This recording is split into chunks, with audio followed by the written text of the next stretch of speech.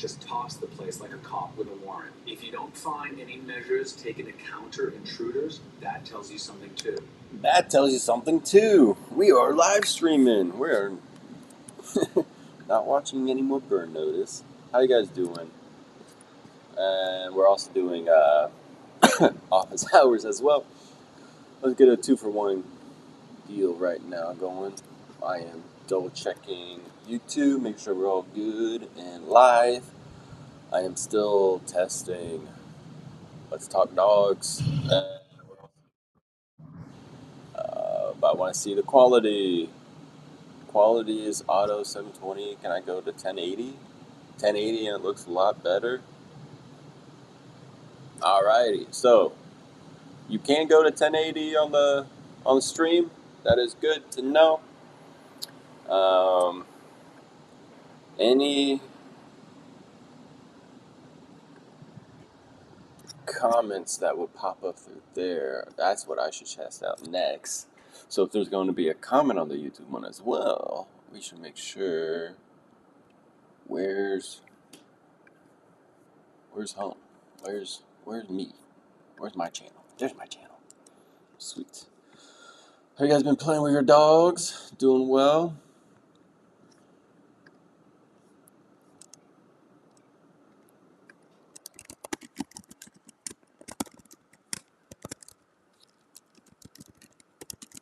Stop by. Say hi when you stop by.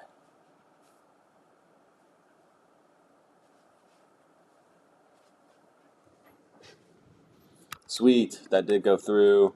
That's what I wanted to test out. So then I can pop that up. Maybe say hi when you stop by. So, Revolutionary Dog Training, that's me. When you guys stop on by the stream, make sure you say hi, what's up, how's it going? That's good to know. Good to see, and it pops down automatically. Awesome. I do have... oh my goodness. Let me pull it up. It's on YouTube as well.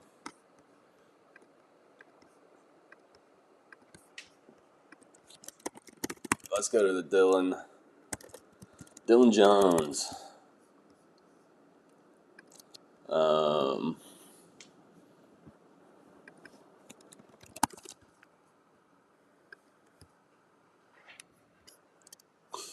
The music artist, yes. Was I mistaken then? I think it's dog training. That's where we're going. Yeah, so death sentence denied. That has been going wild all over social media. And it's great to have such a long form content for people to see what a good balance trainer, if we're throwing labels out there, I guess. Balance trainer is his whole program or system, or majority of it, to see a resource guarding dog that had been 6 years of habitualizing. This is my resource, and those emotions over that resource, and not just, oh, we're going to be playing, having fun with it.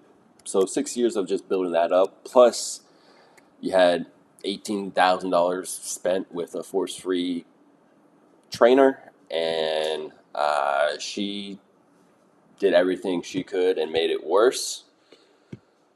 And then this gets into education and experience, which is the main difference between the two.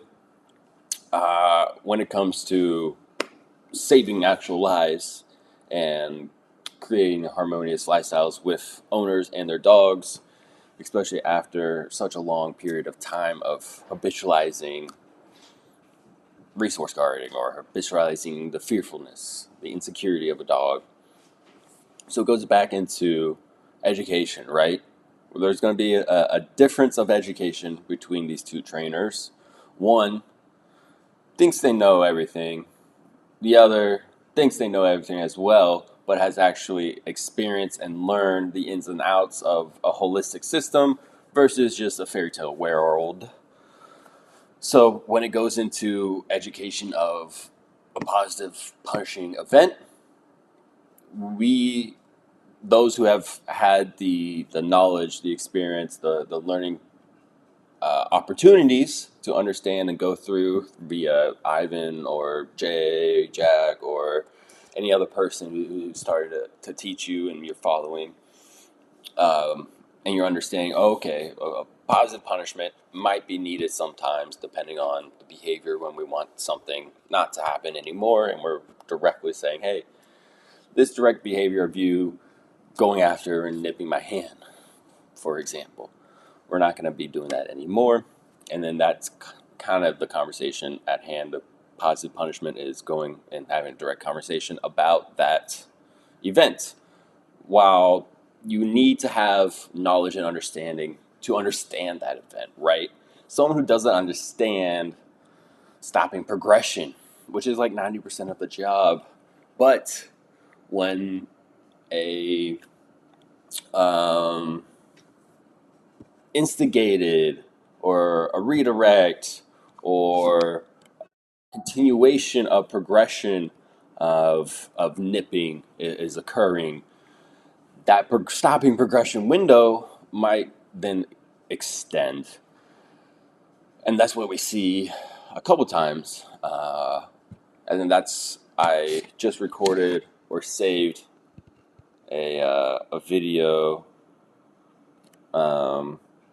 which we could watch. I mean, I would love just to watch this as a community or just go and deep dive the death sentence denied, balance training saves lives, day-to-day dog trainings, 4.5 hours long video. We don't have to go through all of that, and then talking over that would make it just like 8 hours long, cut into pieces and talk about certain things, like Gia, the force-free trainer who did wrong by this dog and made their case worse, before Dylan was able to help them out. She posted a video of just a long or punishing event that Dylan had to do that is within the 4.5 hour video. There's 3 or 4 events of positive punishing event where he's like, hey, we're not going to be going and doing this anymore.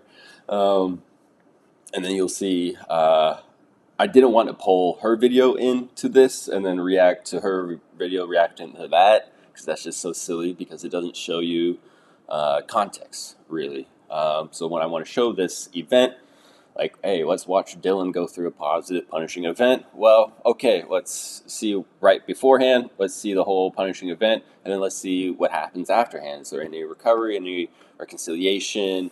What does that even look like? What does the positive punishing event look like? What does stopping progression look like? What does applying extra, the positive punishing event portion, the uncontrollable portion to that, to where, hey, we're going to be applying something that, oh, my screen went black. There it goes. We're going to be applying something in hopes to have you understand to not do that behavior. You can, we'll figure out the punisher to get the response that we need. And that's kind of what he was doing through one of those events that she posted. And I was like, and just posting that event alone, especially from someone who doesn't understand or doesn't believe that there should be a boundary, or you should utilize an aversive to teach or train with a dog, one who is more than likely going to utilize aggression or illicit aggression to then utilize some type of event to get their own space, to get what they want, right? And without knowing the ins and outs of what a punishing event might look like or should look like, or the steps on how to recover a dog as well, or to simply help or create that boundary, it's kind of silly. thinking that there's only a positive reinforcement only kind of world. It's just not what we live in. Even nature as itself, it's going to approach something good, positive reinforcement, great. But it's also going to avoid something that is bad. These are innate systems in us, in our dogs as well. And when it comes to something more of a genetic, motor context kind of reactivity or fear deal, you're most likely going to have to utilize some negative reinforcement, which utilizes um, beating an aversive game, as well as potentially a positive punishing event. Even just saying that, uh, there's a side of the training world that's just completely clicks off and disregards everything. But if we're not there to ensure our safety for us and our dogs, and then to teach them as well, Mother Nature is going to teach them in a more harsh and conflicting way than we would ever be able to. I mean, that's where you see dogs get hit by cars, they lose mobility and joints and just walking and and how they feel actually. That's the big downside is then you have dogs that are stuck feeling trapped in this mindset, whether that's fear reactivity or now they've learned a little bit more step. It's like, hey, I'll use that to really get my, and they have to get my space, and they have multiple years or reps of learning that, then yeah, it's going to be kind of harder. Um, but through understanding their emotional state and helping them get back out of that fixed, narrow sided kind of focused state to where they're really prone to go right into that route of reactivity with their fear. Like, we have to help them overcome that. We're teaching them how to let go of energies, how to let go of stress, what to do with stress when they feel it. That's the side as well as when you train with aversives for obedience. It actually helps dogs become more resilient to other lifestyle or just life, any random life events when it comes to stressors as well. Because they're building up that resiliency, that understanding and connection as well with us. That's where you'll have a beginning of a session or beginning of a border trained program. We have a fearful reactivity dog, and a big crash happens. You'll see them flight and scurry all around, and like maybe hit the end of the line and squeal and do all this extra explosive stuff through that fear. Versus when we build up relationship, rapport, and understanding, it then happens halfway through the program or at the end of the program, that big explosion. They still might feel, oh, what was that? And instead of going all crazy and keep into that route, they're checking in with us. They're like, hey, what's going on? And we're like, hey, you're good. Keep doing what you're doing. Or we're going to help them with suggestions and guidance. We're like, hey, come here real quick. Or, hey, come into the middle position. Or come into my heel position. Walk just alongside me right now. I know this is kind of a lot. And actually being able to, one, get those behaviors, hey, come here, and we can get them to come here. That's very important as well. Um, there's a lot of sides to dog training that just the way we naturally go about it can either really benefit us or really be a detriment to our relationship, our connection as well as how our dog feels safe and secure around us. If they don't, they're going to be running and getting out of here pretty quickly as much as possible. So if you guys do want to, if you want me to cut up and bring some death sentence denied clips and then talk over some of those punishing events or any of those other misconstrued events that you might be like, oh, what's going on here? I can definitely help out in that. The one I saved, it was probably like a minute or more. I don't know if there was ellipse time or clips through that positive punishing event, but it lasted a little bit. It lasted a little bit, but it's very good because one, we actually get our dogs out and flowing and connecting with us, as well as through play, we're building up a whole different type of relationship, connection, trust, and love. Um, we can really get to that representation of being these dogs representing their mother, right? The mother who can feed them, guide them, care for them, but will also give them that clear boundary when needed. And then the way we go about that boundary, what's for us humans when connected with a dog, as well as most of our goals, is just be that verbal connection, right? I know a lot of people also would be hand signals as well, but majority of the time we're talking, we're vocalizing to our dogs, and we want them to be conditioned to understand and to reciprocate, give and go easily with that, and not be in a lot of fighting or conflict or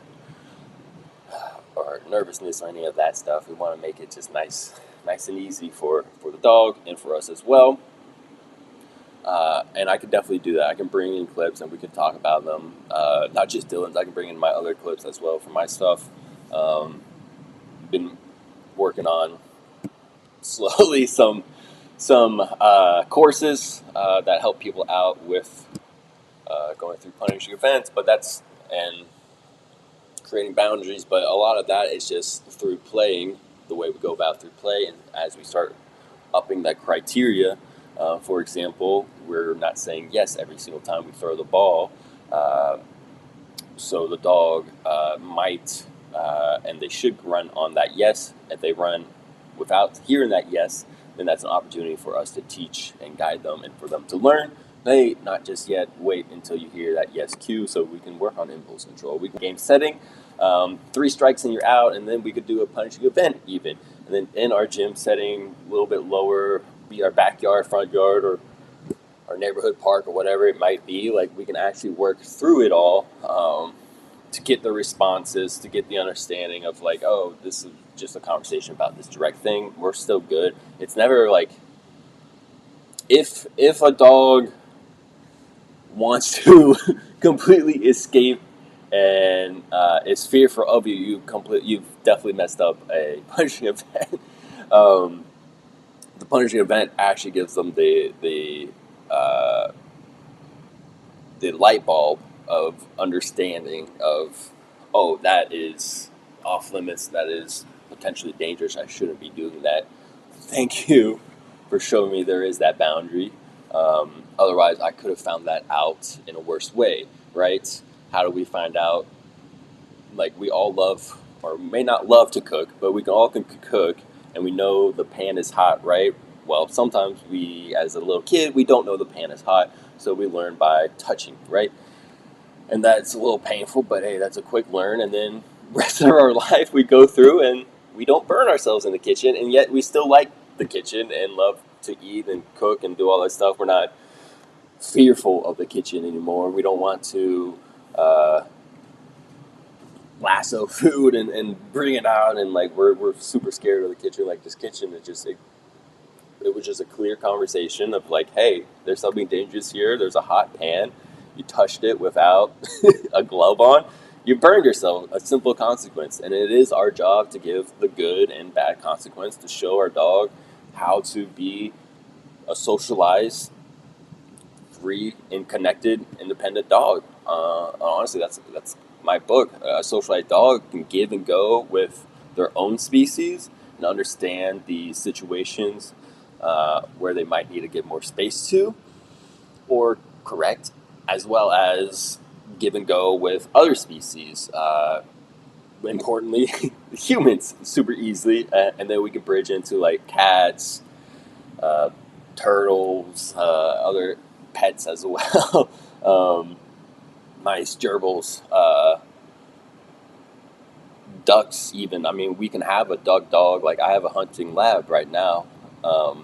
Contextually, though, we can understand, like, hey, if I have a pet duck, like, we're not going to be chasing or playing with it unless he's playing with us, and it's going to be a contextual interspecies type of playing with super sweet boundaries and manners as well.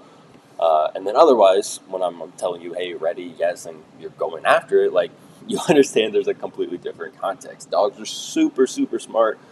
They learn in pictures and they learn in context. So uh, saying one cue in one context and then bringing it to a different context could mean something else. But it's on us to then reinforce that picture, right? Because we're always following forward classical conditioning. So we say our cue first. Um, we say our cue first over here, then a second or our cue, and then right after comes our help. That could be the e-collar. That could be leash help. That could be hand signals. Um, Help could be vocal cues as well for a second or a third time. And then we get that end behavior, right? So we get that end behavior.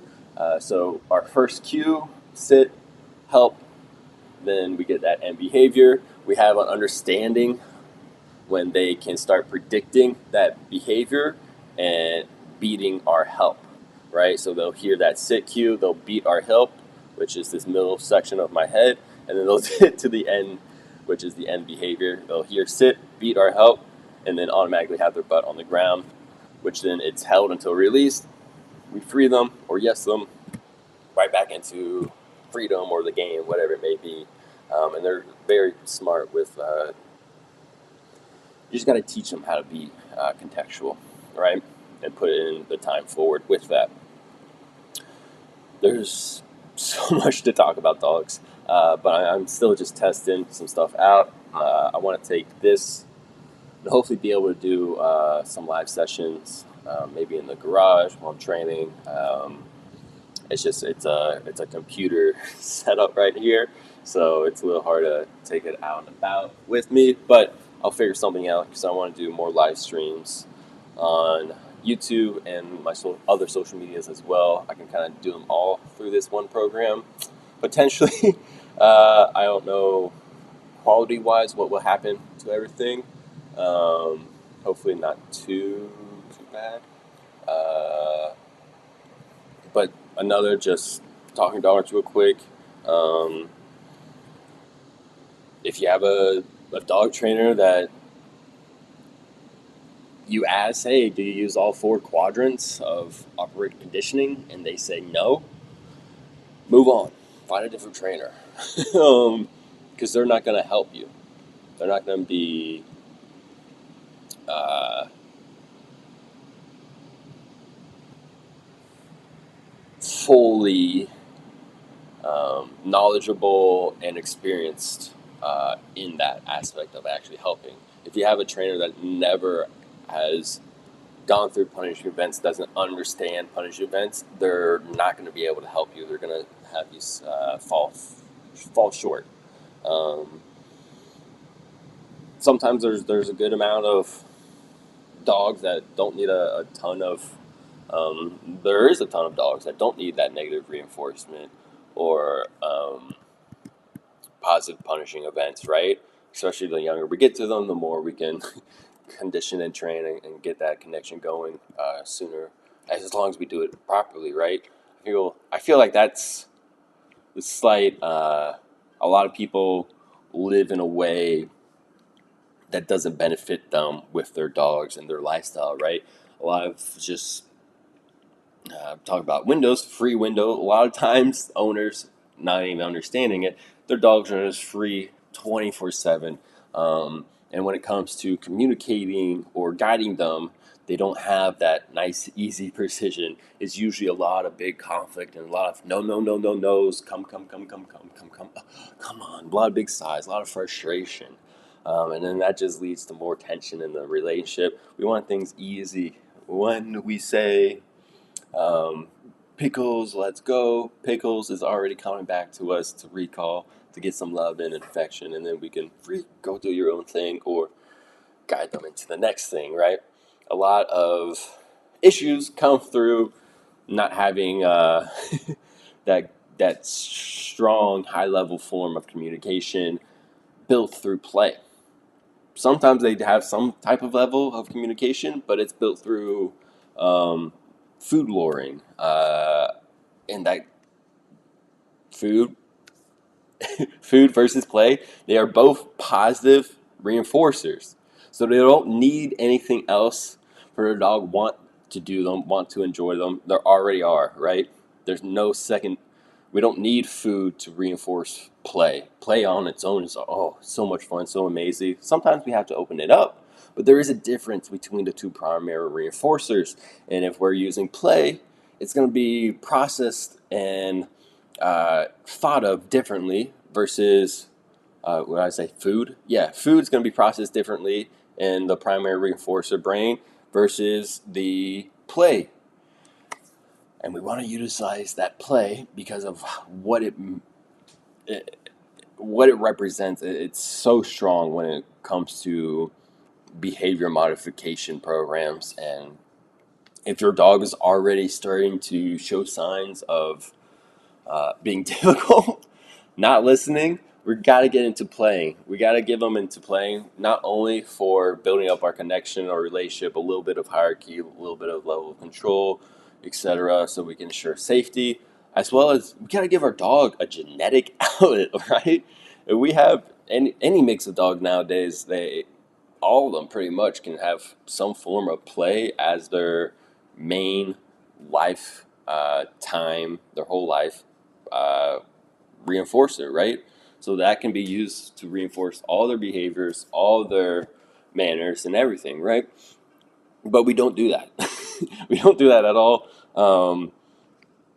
Normal owners don't do that at all, and that's where we got to start giving out or just being able to communicate more and more of this, right? Giving your dog a licky mat, that's nice. I'd rather we do a play session though. If we're not playing with our dog that day, that's a detriment to our relationship, to our dog's health, to their energy. Their energy is going to be building up, and once like a glass of water represents the energy, and once it starts overflowing, that overflowing is what we get behavioral issues, behavioral problems, right? We have a dog that loves to fight and really consume a little bit in playing and tugging, right? If we don't give them that, really satisfy those genetics, that outlet, maybe we have now this dog shredding my toys, shredding my remotes, or the phone cases getting bitten off, clothes, other behavioral issues, right? So the sooner we can teach the holistic games of play, just tug and fetch. Two different games, two different cooperative, competitive, two different games, but if we can holistically teach those with the rules, boundaries, penalties, etc., the whole nine, you're gonna have the relationship, the connected relationship that you've ever wanted, and everyone pays thousands of dollars and thousands of dollars to get. Um, that's a board and train program. Spending here's a fearful or a scary dog or this behaviors or that, and I'm working through slowly building up the foundation of play, opening them up, feeling good, and then teaching some things along the way, right? But if you can then do this yourself, then maybe you get to a certain spot and it's a little sticky. Okay, then you can join the lifestyle community or just reach out to virtual session, and it's a lot cheaper, and then a lot more progression is made as well because you have such a strong foundation built up. Uh, and not only for like me, but for like any dog trainer, like having that foundation already going, it's crazy good. So we're gonna have videos coming up soon. They're gonna be a little bit longer because I want to show you, hey, here's a full. If you only have one session a day, I mean, I hate. I'm not a big fan of just one session a day. At minimum, I like two sessions a day. That's either like a morning walk, afternoon, evening play, or a little combination of the two at both hands. Sometimes people don't have that yard, so we're going from an apartment. Hey, let's play and walk twice. But the way we go about it and the things we can teach along that is going to have them mentally working, not just physically. The combination of the two, that's why we get into that nice harmonics. Awesome. So I think that is what I'm going to end it and leave it at today. We're going to have some videos coming up soon of hopefully you've been liking the root progression, helping her build up some confidence and understanding this world. She, super fearful girl that just got worse with going to the shelter, and then foster parents couldn't understand how to help her. And she was a lot for sure. I mean, redirecting on them. So, did a consultation. You can see that. And then from there, we've been working on building up her socialization with dogs and humans, and really building up a new awesome girl who's up for adoption. And hopefully, I think we have her forever home. So that's awesome. Get out there, play, learn how to play. Check out the channel if you don't know or you're having issues with your dogs at all. Check it out. We're going to do some weekly live streams to keep this going. I'm going to see if I can bridge this out into more of a field where I'm in the field working dogs and not just in front of the computer talking to you guys. But I can obviously bring in clips too for our next one. Any comments, any feedback is super appreciative, and I'll get back to you guys as quickly as possible. As I want to help you guys out. And I love dogs. Dogs are fun, and I've gotten quite decent at helping them out and their owners, so I just want to start giving more and more of that information out and educate you guys, as well as getting some good stuff out there that's more appropriate for people to follow and to learn from. And it's more holistic, more understanding. I can talk to you guys through it all. I've been through every side when it comes to training, when it comes to politics on dog training as well. Where I ended is not where I started, so we could definitely talk about that someday as well. I hope you guys have a good Thursday. Get out there, play with your dog. Later today, it's probably scorching out right now, so unless you're swimming, don't do that. Go out later today, have fun, play a session with your dog, and build that relationship and that connection that you want to have for your rest of your dog's life. And it's the information and it's the experience that you can then help other dogs around you, socialization or friend-wise, family-wise, as well as your next dog as well. You already have a leg up when it comes to the knowledge and implementation too. So get out there, play with your dogs today, and have a blast the RDT way.